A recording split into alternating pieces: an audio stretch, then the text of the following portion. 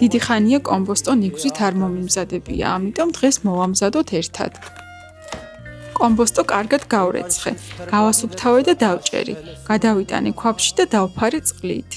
ხარში მანამ სანამ კარგად არ დარბინდა. ასევე მოვამზადე ნიგვზიანი მასაც, ნიგოზი გავატარე ხორცსაკებ მანქანაში. შემდეგ შევაზავე ნიორით, ძმრითა და სუნელებით.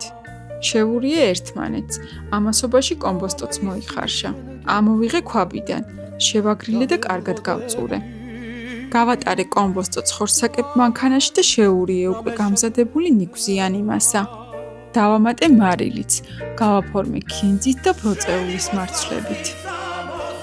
მარტივი და გემრიელი კომბოსტო ნიგვზით მზადაა, მოამზადეთ და ისიამოვნეთ.